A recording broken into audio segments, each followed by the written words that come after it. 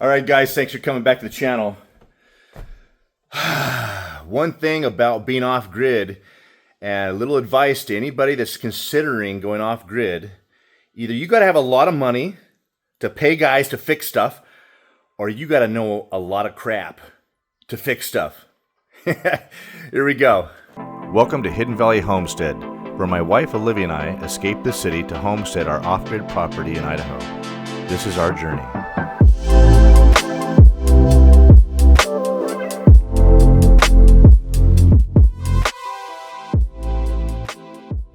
Pilot light kept going out, so we kept relighting the pilot light, kept going out, relight, going out, relight. Now it's giving me a code saying there's something wrong with the little propane thingy or whatever, the jet inside. So this thing is toast. I called Ream, good company, and it only came with a 6-year warranty.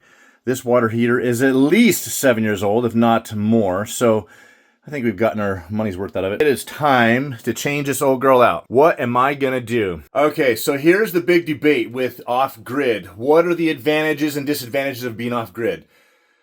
We got 0 utility bills. That's awesome. But I'm also responsible for making sure everything works right. And you can't depend on the utilities or a service guy. You can pay somebody to come out and fix stuff, but it's gonna be up to you to fix stuff. So what are the advantages of a tankless water heater over a tanked water heater? This thing has a pilot light that stays lit all the time, 24/7. It's not a lot of propane, but it's enough, right? And then every time the temperature starts to drop, especially in the wintertime, it gets a little cooler, this thing fires up and keeps this thing at a certain temp, right? So it's using propane all the time, whether we're using hot water or not. Tankless water heater. And we also only have 40 gallons right here, right? So if we got a lot of people coming home, we got, got the family over, a lot of people coming home, we're going to use up that water, after like 5 or 6 showers possibly. And then the thing is fired off and it's burning propane to try and keep up. A tankless water heater is nice because it doesn't have a pilot light. It only comes on when you want it to. And it only uses the propane when you want it to. So, and then the power is negligible. It's only using milliamps to keep the thing going. It senses a drop in pressure and it kicks on. And then it gives you a water heater on demand. So it's only using propane when you want it. So the savings potentially are there in the long term. One of these 40-gallon water heaters, the minimum is a 6-year warranty. If I'm going to go for a 12-year warranty water heater, it's going to be in the $1,200 range. I bought a pretty good size tankless water heater. I'll show it to you guys in a little bit here. We're going to put this bad boy in. And I did buy, there's 2 kinds. Do your research, guys. Don't buy, I'm not going to say don't buy the cheap one. I know Jeremy over there at Living the Dream Homestead, they bought I think he paid $400 for his, online. And he's been happy with it. It works on batteries. Great. And I think it's like, 3 or 4 gallons a minute of hot water. So you look at it, and there's a million tankless water heaters out there with all kinds of options. I wanted something that had a little higher capacity, and it comes with a 15-year warranty. So I bought a Ream 9.5 gallon. I figured with the size of this house, when we have guests and whatnot, if we're doing a couple things, laundry and dishes and showers all at the same time, we're going to need a little extra capacity. So I bought one with a 9.5 gallon rating.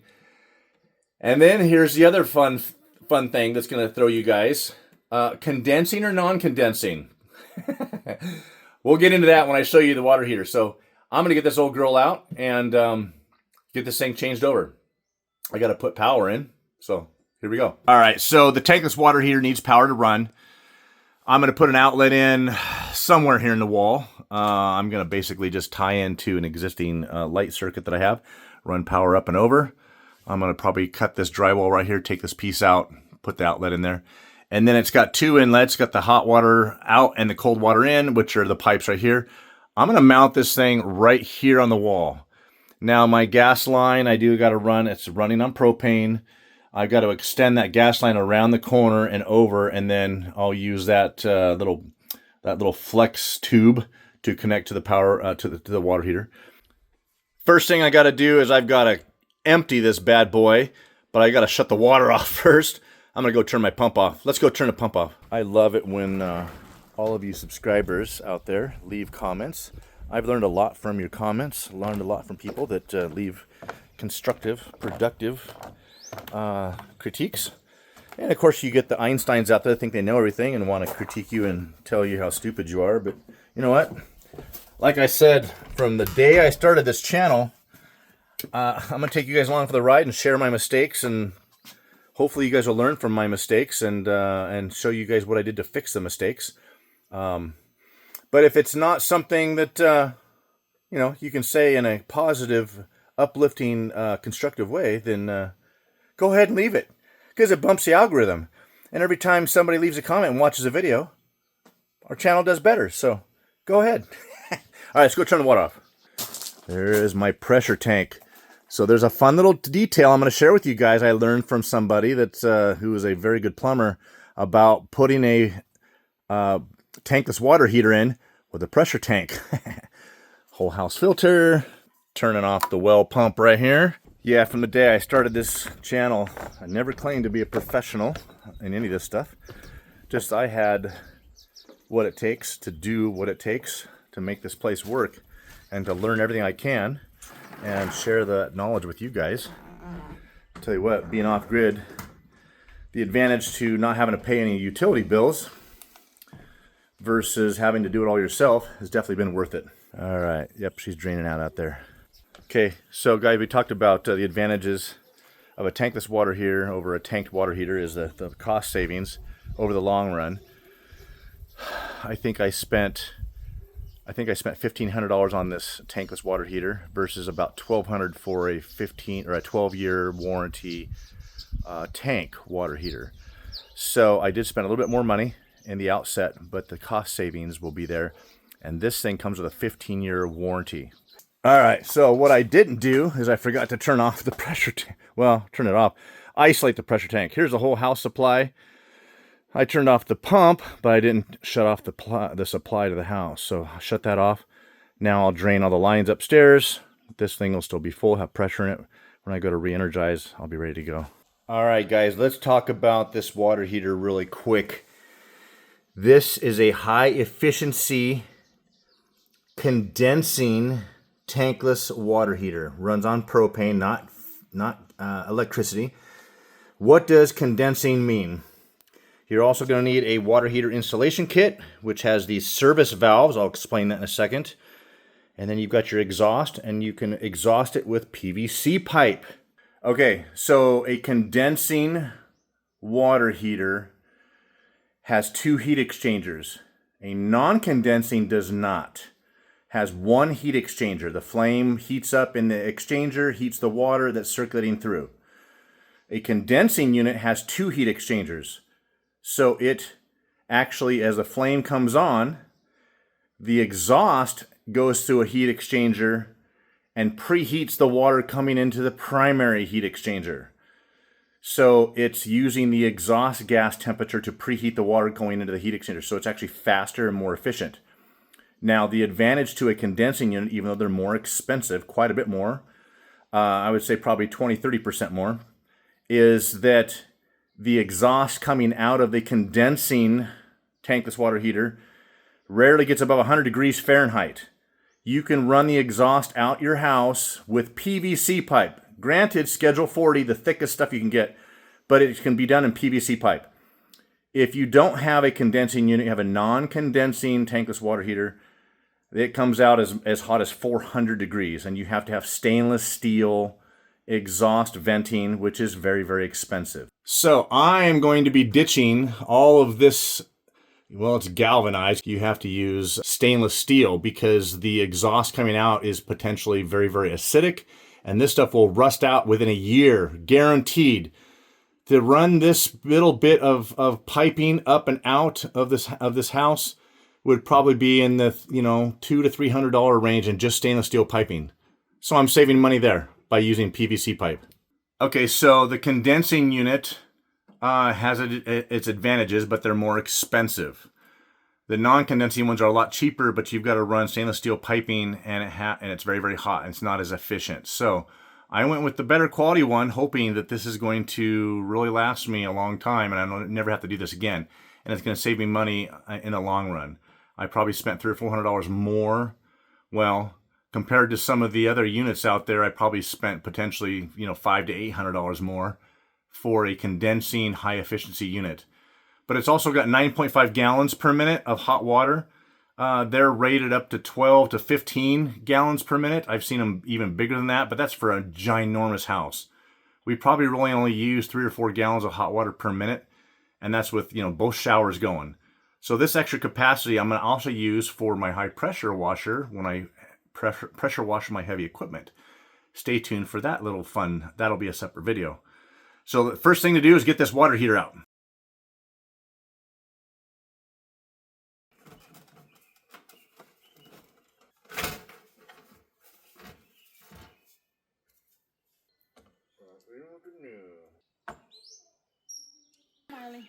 This piece of double wall in stainless steel is probably $200, plus the vent cap and the elbow.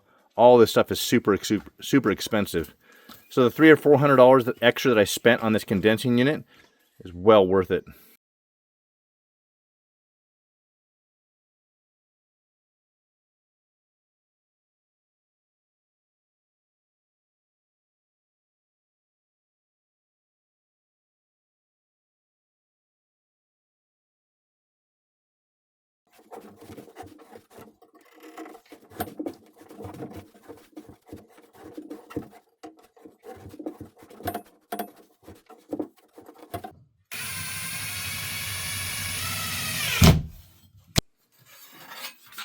One little hint here. One little hint here. So making sure that that sucker is plumb. Now for the test. There we go. All right. All right, guys, I tapped in here. I went ahead and turned this T straight up and down so I can put an elbow on here. Take gas all the way across and over and back up. And I will be using this bad boy here to connect to the water heater. But before that, something I always do. Somebody taught me this a while back, and that is you have to use the yellow tape for gas. 1, 2, 3, 4, 5. I go 5 wraps. And pipe compound. I know, you guys are going to say it's not necessary. I don't care. I'm doing double. I knew a couple of plumbers that would do it up, double it up like that. And it's just that little bit of extra peace of mind, just in case that tape, I didn't get it tight enough or whatever.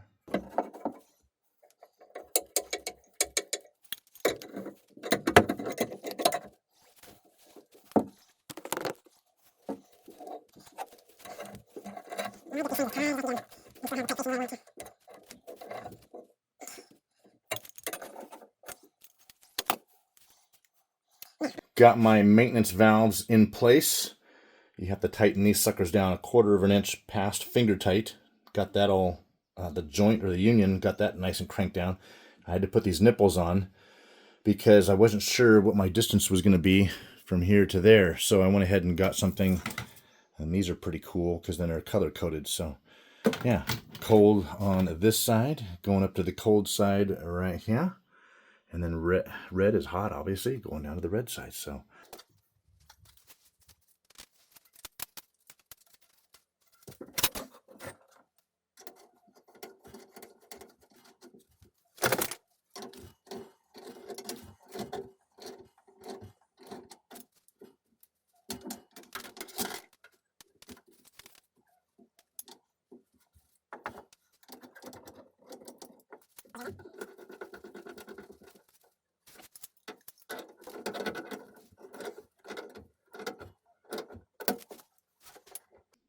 I'm pretty happy with that.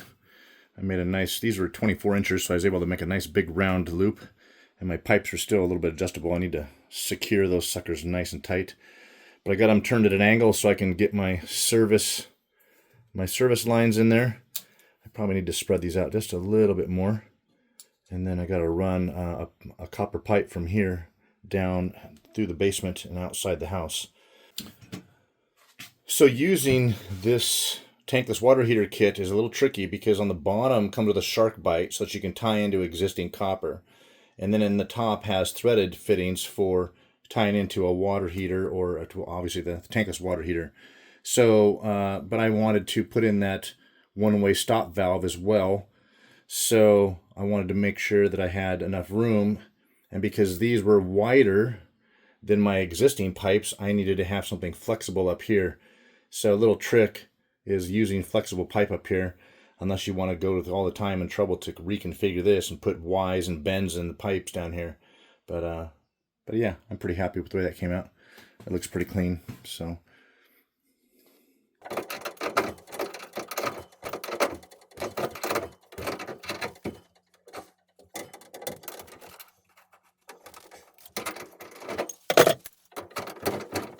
Okay, time out. Before we continue in this video, I have got to admit a major mistake.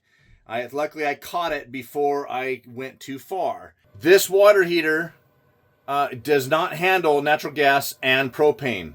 I caught that mistake before I ran anything through it, swapped it out with a propane one, and we're good to go. So there are units out there that can handle whatever gas you put through them, natural gas or propane, and they will internally adjust. This is not one of those. Based on what the guy at Home Depot had said, I got excited. They had this natural gas one in stock. Thought it would handle both. Not so. Don't make that mistake. So it's not field adjustable. You can't change the orifice in there like a barbecue or a stove. It's got computer controls. And it's just not, you have to buy the one that's specifically designed for liquid propane. So luckily I caught my mistake before we proceeded, and now we can watch the rest of the video where we did the install on this thing and see how it turns out. Yep, it kicked on.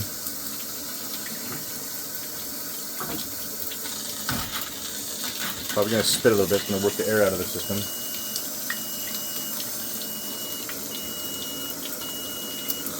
Alright. Why is it saying hazard?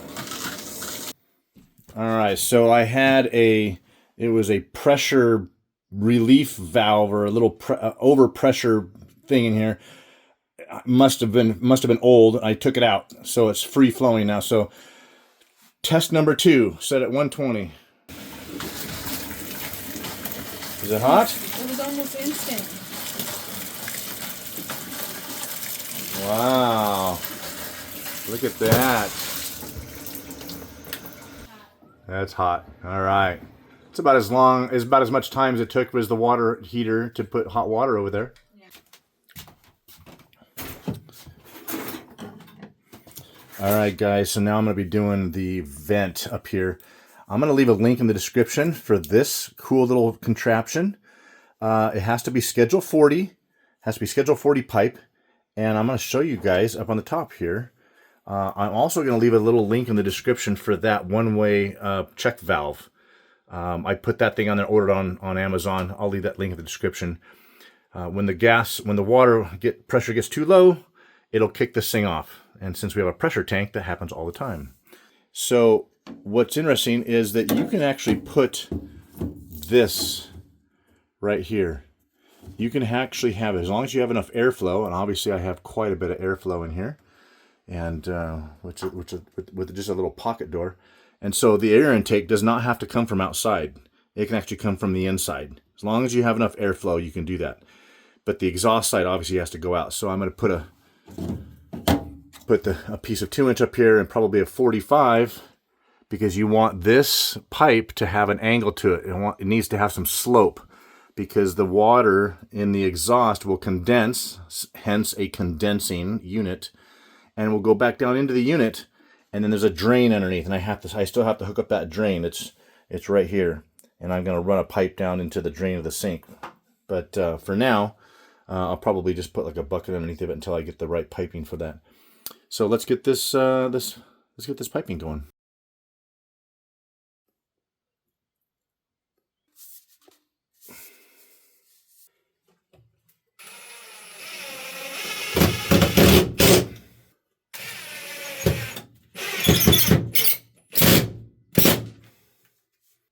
I'm just going to face it that way. It doesn't really matter. I can always change it if I want to face a different direction, but clamp it down. All right, there we are, guys. Put some insulation around that thing. There's the top of this thing. It is all clamped down. Extra screws. Of course, the screws are going right into the stud right there. And we are good to go. Hot water is a-flowing. I did go ahead and put my drains in. Let me show this to you really quick. And I did not use copper for the blow-off.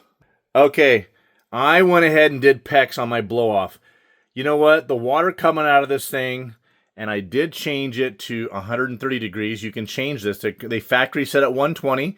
You can actually change this and override it to a max of 140. And I went to 130. I had a buddy that does these all the time, and he's like, yeah, I run them at 130 all the time because the water coming out of this thing just doesn't seem that hot. So on the blow-off valve, the highly unlikely chance that this valve ever pops, the water coming out of here is going to be a max of 130 degrees. Maybe a little bit more, but you know, I ran that out down the floor and outside the house.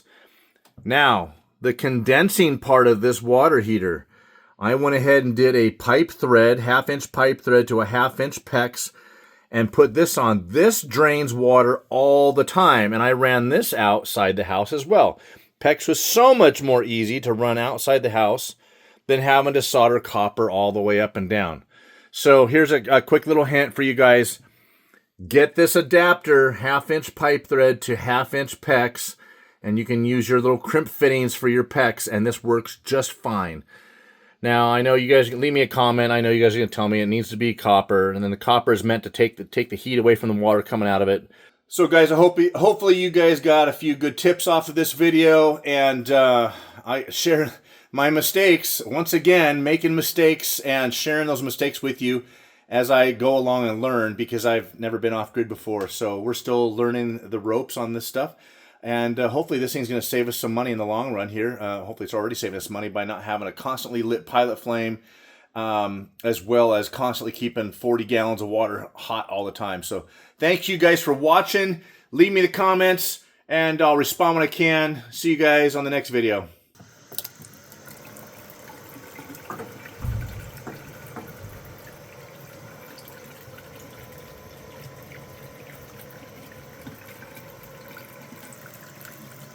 Oh yeah. Oh yeah. Hot. Too hot to touch.